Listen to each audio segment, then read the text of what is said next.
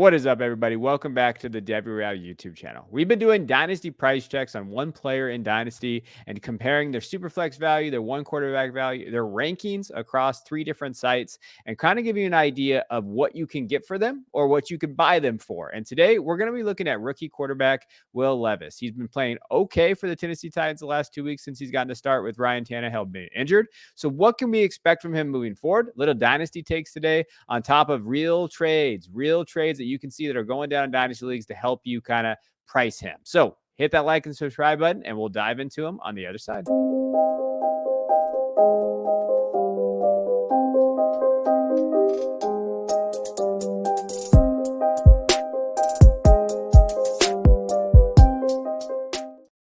All right, so let's get into Will Levis. Let's kind of talk about him and what was he as a prospect? I think the thing about Levis is that the tools are always there, right? We knew that he had the arm. We knew that he had the mechanics when he wasn't under pressure. And that was always what set him apart as a prospect. I think the reason why he slipped down in the second round is because of processing. I think that really like understanding defenses, making throws that are unnecessary. I think those are things that get you in trouble in the NFL. And I think the turnovers is what gets you in trouble. And I think we saw that a little bit this last week against Pittsburgh, right? So when we're looking at him as, a prospect, I think the good and the bad have come out the first 2 games. And you're going to expect that from a rookie. So that's just something to note, right? With his process. I think that's why he's a tricky dynasty asset, is because the good and the bad are definitely both there. In the first game that they played against Atlanta, he had those 238 yards. He had 4 touchdown passes. He did look good at times, right? He was quarterback 6 overall. He had 26.6 fantasy points. And we're really excited about that. We're like, hey, could this guy be that legitimate QB2, right, in Superflex leagues? And he's that rookie that, hey, you got him in the second round. You love that value. And you're like, hey, I can kind of build around this kid.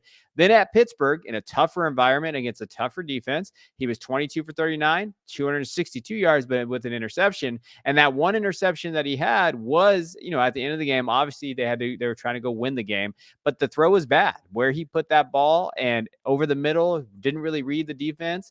That is the concern with Levis as a dynasty prospect, right? That's what we get when we're talking about him as a prospect.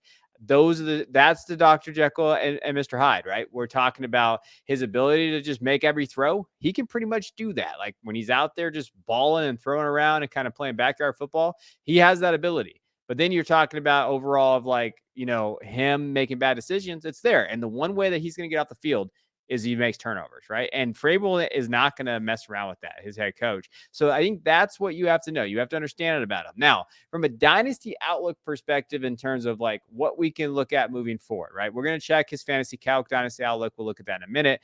But overall, like, okay, the scheme. What is the scheme for him, right? Like, we've seen kind of Tannehill in this scheme do pretty well. He's a solid quarterback too. So like when we look at Levis's game, what is his ceiling? I think his ceiling is quarterback 2, a high-end quarterback 2, maybe, right? I think best case scenario turns into Kirk Cousins is probably what you're looking at. Is he better than Kenny Pickett? Probably, right? If he gets the starts and he has that area there, I think he's probably safer, right? For me, when I was looking at the scheme and everything in there, like who knows what this coaching staff looks like? Who knows what's going to happen? In terms of the weapons too, I think that's something I wanted to know. Derrick Henry, he's probably moving on. Now, I like Tyjae Spears. I think Spears can kind of step in and take that role. I do like what they have with him. So maybe not a total downgrade. And that's not a knock on Derrick Henry at all. I just think Spears is pretty good as an asset. But I think the real concern with anybody that owns Levis is the weapons on the outside. Treylon Burks has not been the guy that many people had thought he was going to be, right? DeAndre Hopkins, he did sign that deal.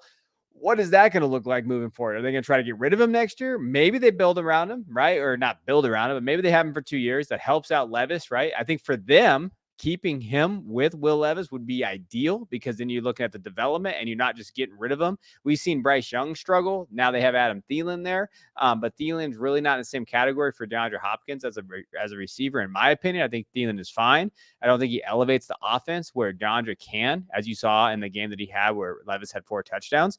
But then after that, what is it? Nick Westbrook, a kind, Colton Dow is out there. Kyle Phillips is okay.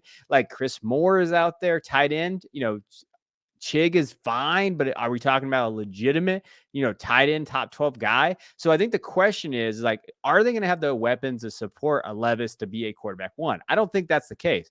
Are they going to have an offensive scheme and weapons to do that? No. So is he a quarterback two?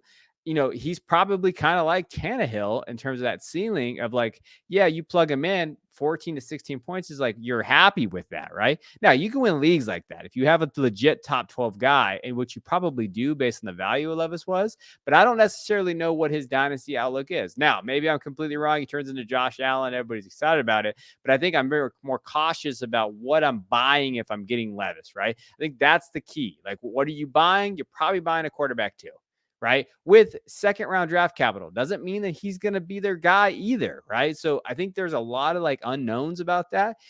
But quarterback two prices, let's talk about where that looks like. Now, you're going to notice on his dynasty outlook overall, though, like he shot up, right? He was a buy a month ago. Now you're looking at it. This is the highest he's ever been. So even in the pre-draft process, even before the draft, we're talking about after the draft, this is the highest. Even you see that bump there, like right in April, like right before April. That was when he was getting talked about as being the number one pick overall. So he has more value now than when he was talking about being the number one pick overall, right? So from a dynasty outlook, you might be sitting and saying, well, that's a sell, right? I can now take that second round pick I got and get stuff for him. So let's talk about what that looks like. At Keep Trade Cut, he's quarterback 17. Football Guys, he's quarterback 20. And in the TDR here, he's quarterback 22. So here are some deals that he's going for in Superflex, 12-team PPR. Devonta Smith for Levis in a second. So you have Levis, he's your QB 3 or 4. You have that second floating around. You want to tier up and get like a top 14 wide receiver at the position, right? I think he's getting ranked right now, Devonta, at wide receiver 13 or 14 in that range. You're going to go get him, right? Will Levis and DeAndre for Godwin, a 25 first and a third, right? So you give up that aging piece. You look at Levis as maybe you're concerned about it. Then you go get Godwin a first. Will Levis for a 24 first. So you'd be able to, you get value there, right? So if you trade him for even a random 24 first, you're getting value back because you probably spent a mid-second on Levis. So that is a perfectly fine dynasty value there. Now you're still taking a risk. Okay, but Levis is no sure shot, right? So there's risk on both sides here, but you are getting value back, right? It's not like you're losing the value there. Now, Levis for Marquise Brown in a second, I think is an interesting one. Marquise Brown is tough for me. I think that he has a tough quarterback, just what is going on with his quarterback right now. But if Kyler Murray comes back in a couple weeks, we could be talking about Kyler Murray or Caleb Williams next year, and Marquise Brown shoots up. So that is something to note with that second on that side. Will Levis and Devonta Smith for Jordan Addison and 24 first. So this is where you kind of, I guess you tier up maybe to get Addison, depending on what you think of him. Then you get that first back. Maybe that team that has Levis and Devonta, they needed a quarterback, and then they added Devonta. So essentially Devonta Jordan straight up, and you get that 24 first and Will Levis. That's a pretty fair value deal, in my opinion. You have Levis and Johnston for Zach Charbonnet and 24 first. So this is just traits. There's a lot of risk on the Levis and Johnston side because Charbonnet can kind of come up here and look pretty good with Ken Walker maybe dealing with the injury. Then you have that 24 first, and you're really banking on that. Ton of risk on the Levis and Quentin Johnson side. And then Will Levis, Demario Douglas get in there for Drake London. Listen, if I have the opportunity to go get Drake London for Levis and Douglas, I probably do that. That's one of those deals that I really, really like on the London side. Then in one quarterback, because I don't want to just kind of give you the one quarterback option here. When we're looking at Will Levis for Jahan Dotson in a second, interesting. I think Dotson he's had a really good game when we're thinking of like these last couple weeks. He's looked pretty good. Levis for Trevor Lawrence went straight up. And these are all on Fantasy Calc. You can take a look. This did happen. Give me Trevor Lawrence there. Will Levis for Gus Edwards. This is what I love about one quarterback leagues. The values are so much different than a Superflex. It's kind of interesting and fun to look at. But again, you like Gus Edwards, you know that running back. You're like, hey, Levis is never going to be on this roster just based on my quarterback play. Will Levis for Brock Purdy is a deal that I looked at. And I asked a Twitter question today, who's the safer player? And it's actually 51-49 right now for Brock Purdy. We have over 2,500 votes or something like that, but it's close, right? So who would you feel more comfortable? Let me know in the comments. Who do you feel more comfortable, Levis or Brock Purdy? Will Levis for Zay Flowers. Then we have Will Levis, Zach Moss for Ramondre in a second. I kind of like that deal for both sides, depending on your team roster and build up. And then Levis for a second and Will Levis for Michael Mayer. So all over the board. So what I will say about this is Levis's value is all across the board here.